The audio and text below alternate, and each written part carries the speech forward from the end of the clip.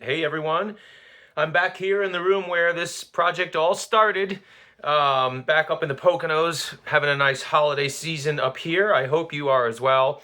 And for those who've been following along, I was having some issues with this fiddle. I got it all fixed up. It's playing great. So it's nice to be playing this again.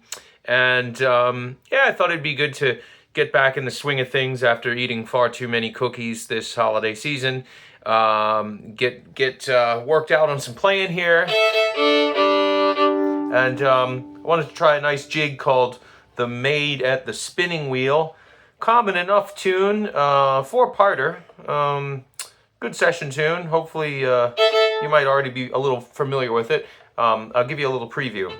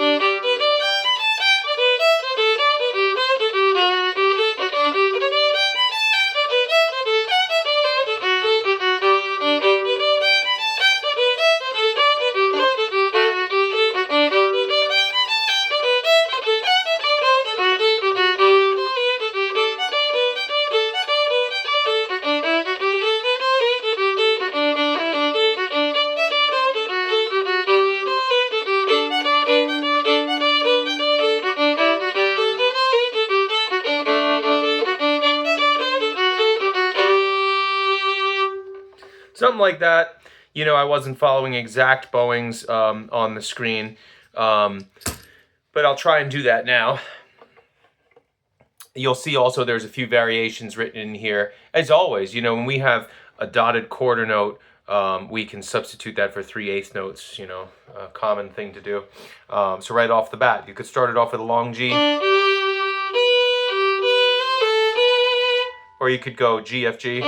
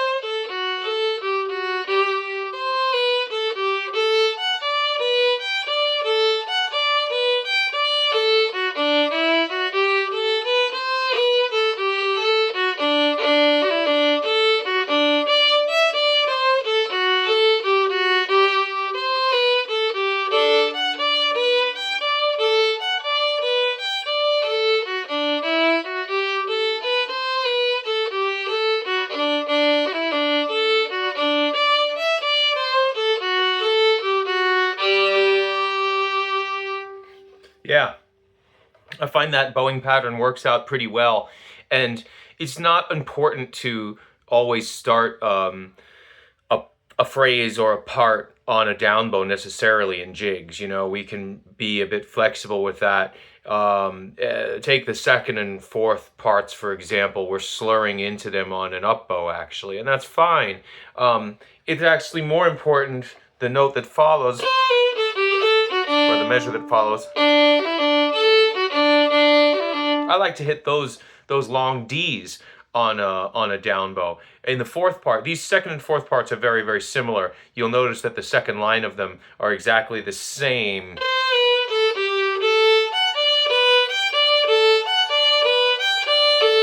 I kind of like to start that pattern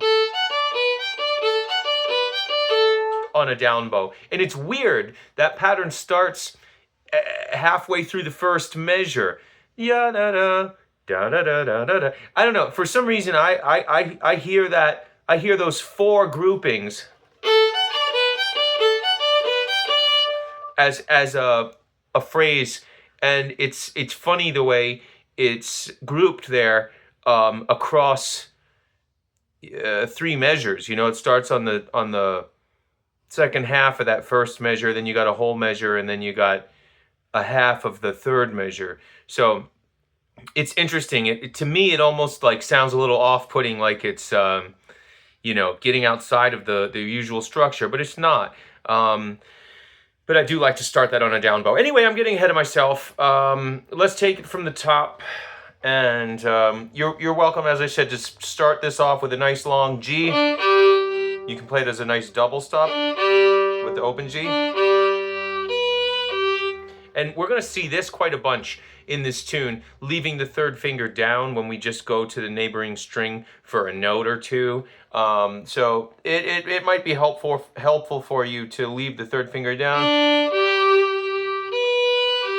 because you're slurring right back to it.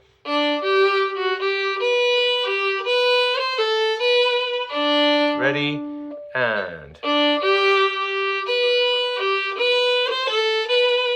I like to do a little grace note on that B, C, A. So that's just a 1, flick the 3, and go to the 2.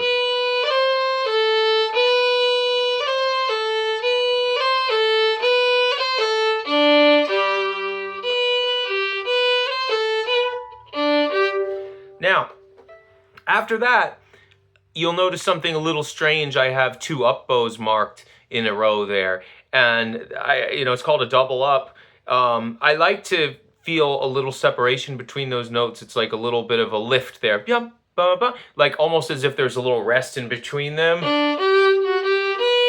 So those are connected, right?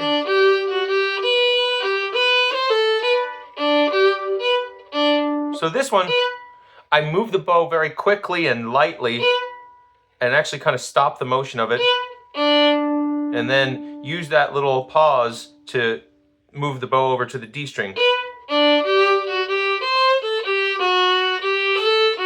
Ready, and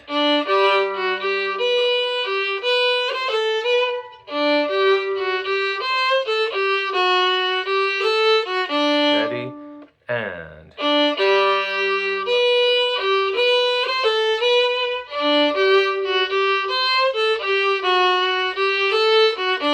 they can be more connected as well if you want. You know, you can just treat that as a slur.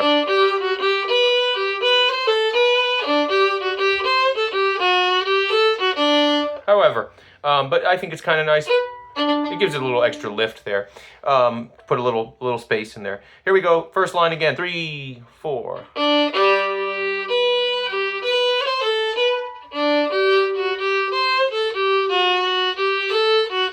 Notice that little. Now I'm not actually sliding the finger around, I'm just rolling it. I'm keeping it in the same spot, but, sorry. Let me do it in context.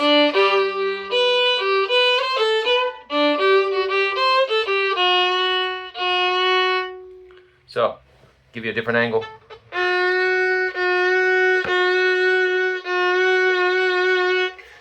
So you can achieve quite a decent range of pitch bend there just by kind of flattening the finger and then bringing it back to the curved position.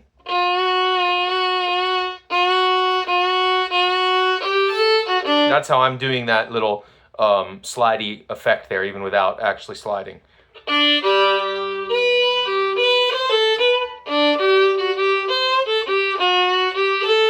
Ready, and...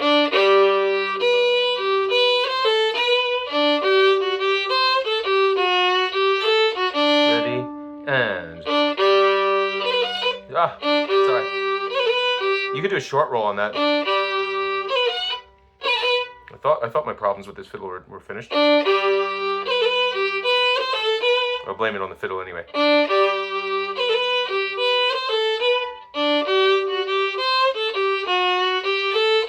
Ready, and...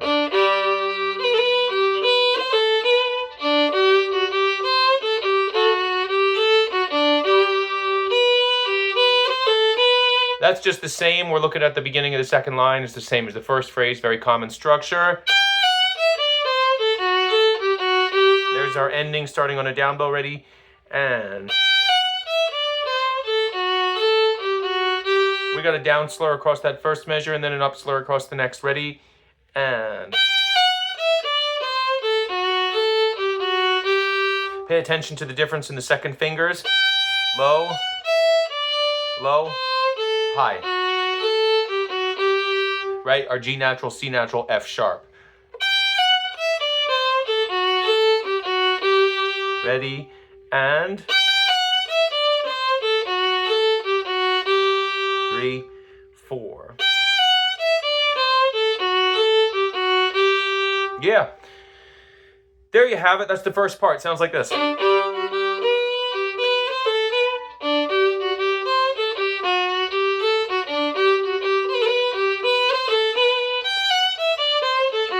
And again.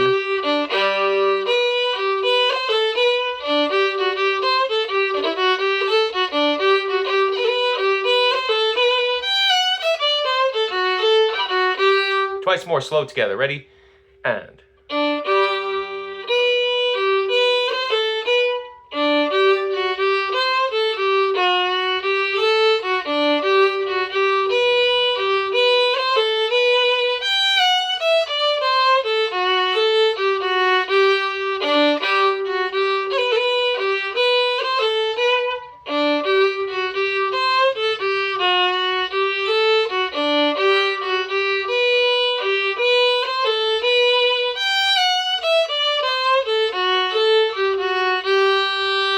Great.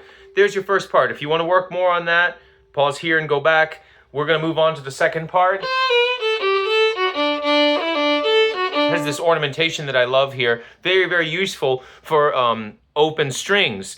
You know, we can't really do a roll properly on an open string. And we've got a dotted quarter note D. So instead of going, that would be a roll, you know, and it's just not practical with that string chain or string crossing in there. So we just do like a little triplet. D triplet, open, 2-1 open. So it's starting on an up slur and another up slur, and that same thing again. Up the scale, and the same again.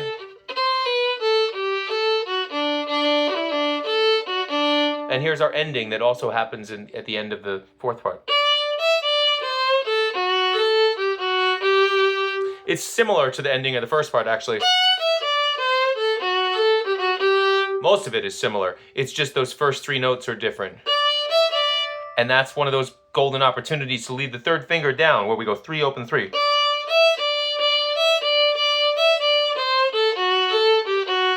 Here's that whole second part.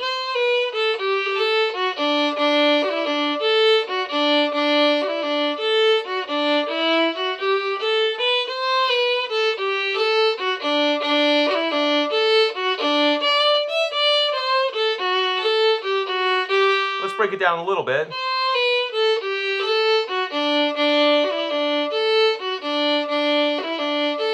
How about that much? Ready? Up, slur.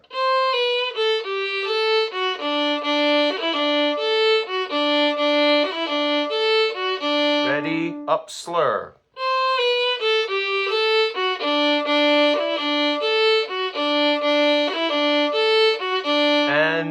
again.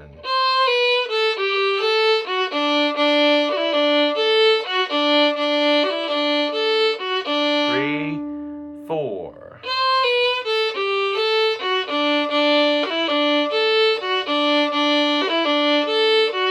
Last time, and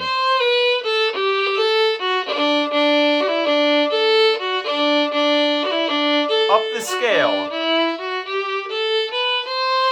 That's all it is right there. 1, 2, 3, open, 1, 2, and then the same thing again.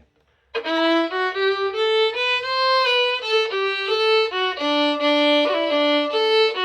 already know that. So pretty simple, not a whole lot to this.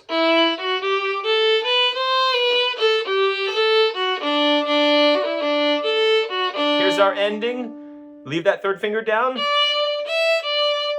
Make sure it's clear of the E string so you don't get any squeaks or scrapes. Let's practice that ending, starting on a down bow. 3, 4.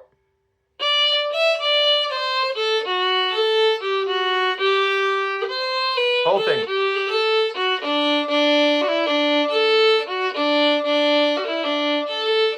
Up the scale. Same again. Ending. Again.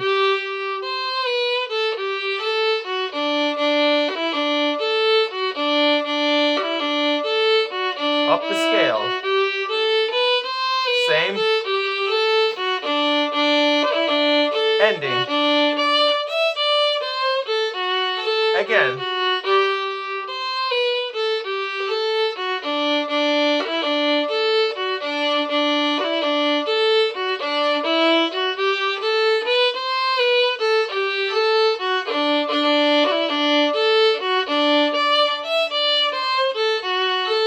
One more time.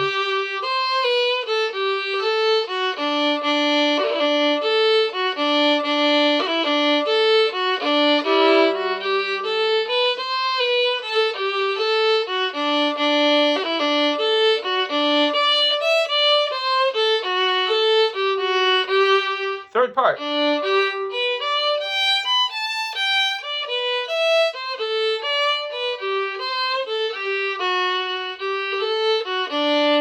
All right, so the ending of that line is very familiar from the first part. What's the first part goes?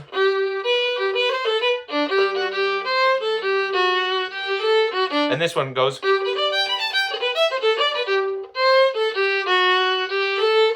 So they have that ending phrase in common.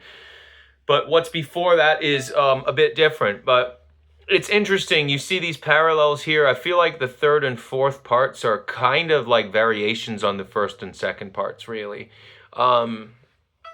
We have this arpeggio thing happening here. And there's no slurs necessary for any of it, really. You don't have to. You could add a couple slurs, but you really don't have to.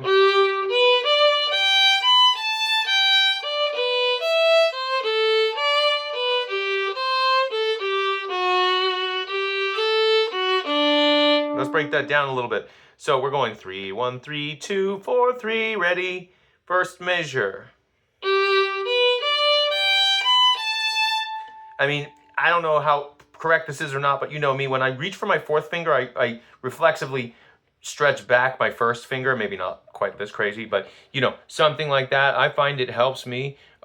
Just something to think about if you have trouble reaching for the fourth finger and getting that intonation consistent. I don't know, something to think about. Anyway, first measure, 3, 4. And again.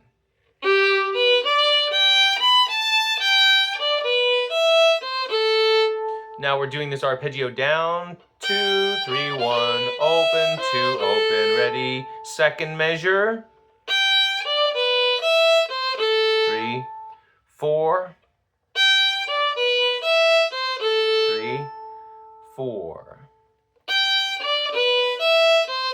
3, 4. There you go. First two measures, 3, 4.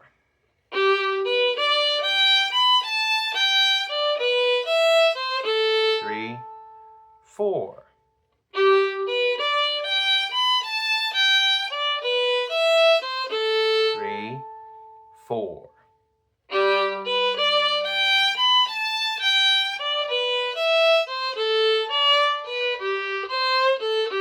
only 3 new notes here.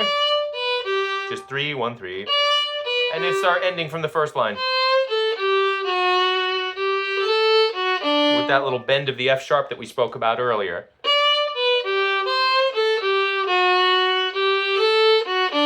3, 4.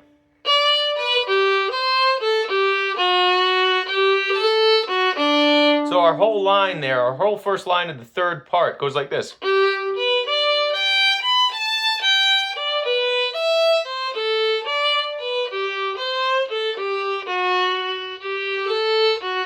No slur necessary until the very, very end of that line. 3, 4.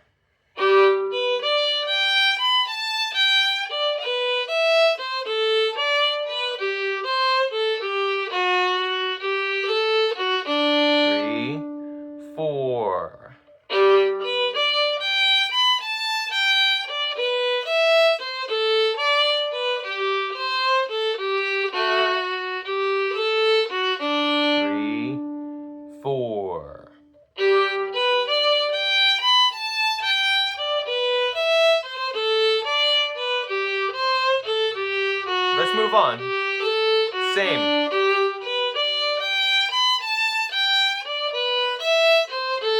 Now, that said, you can play it exactly the same as the first line of the third part. There is a little ornamentation variation written into this, so if you want to check that out, it's adding a slurred triplet. So adding that one slur means then we kind of have to add another slur to balance it out. So I'm going like this. So try that. Instead of just going from the 1 to the 3, we just slip a little second finger in between there and it makes a triplet. And you can just do it on an up bow slur. And then we'll add that slur over the bar line there to balance the equation there. Balance each other out. Ready? And...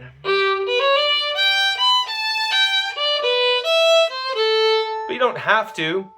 You could just play it exactly the same. Nice and simple. And now what do you know? Same ending as the first part. So very, very closely related here. The first and third part and the second and fourth part.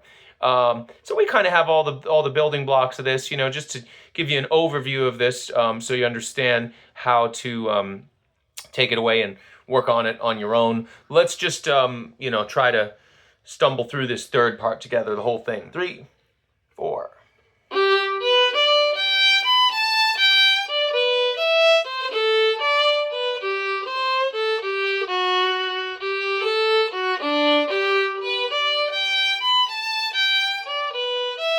Ending.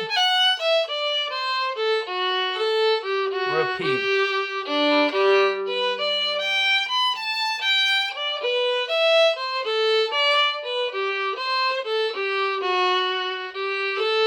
Variation.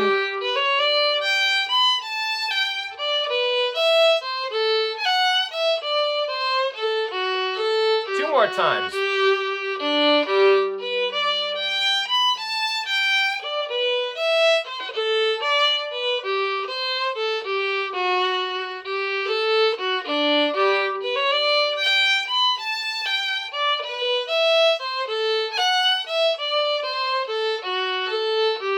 One more time.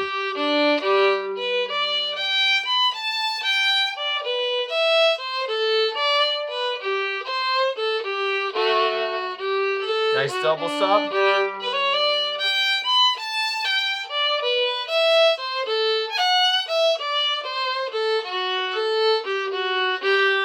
Yeah.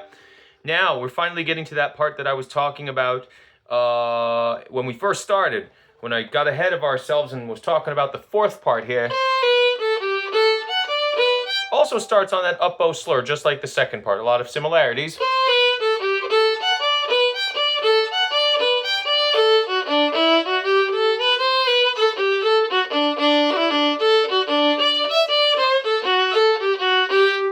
And then the whole rest of it is exactly the same as the second part. So what's new here? Starts off the same as the second part, and then it takes a different course with this new kind of pattern that I was mentioning before, which is all single bowed.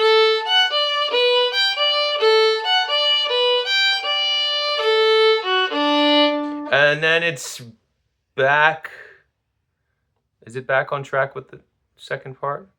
No, no, no, no. Yeah, it is. It is. It is. So it's it's just that that two measure pattern that's spread across 3 measures that I was mentioning before. That's the only new thing about this. It's just this.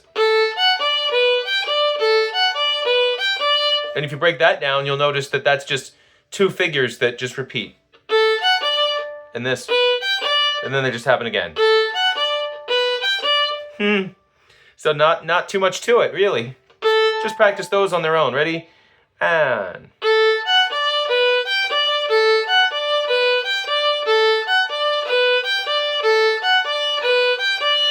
it's interesting when you find that and you break a tune down and you realize how much repetition there actually is, you know.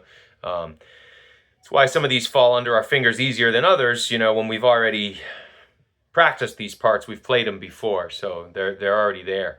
All right, so we're going to start this on the up bow slur. Let's just go for it. Let's try this whole fourth part together. Ready? And...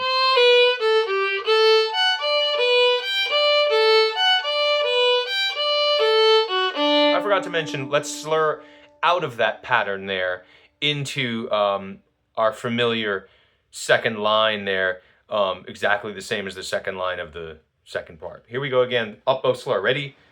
And...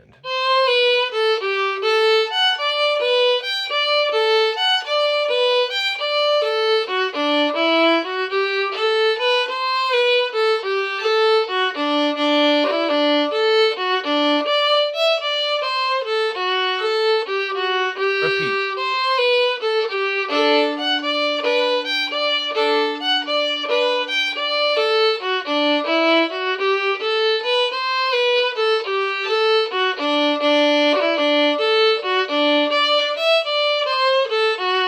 Again.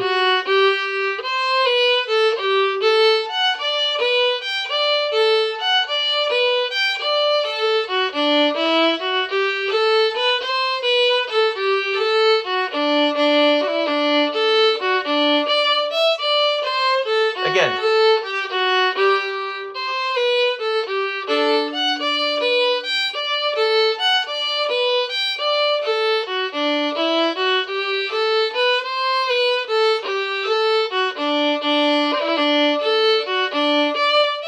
One more time.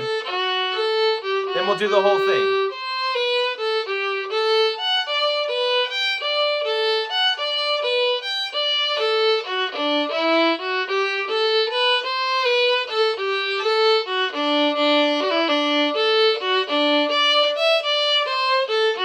From the top.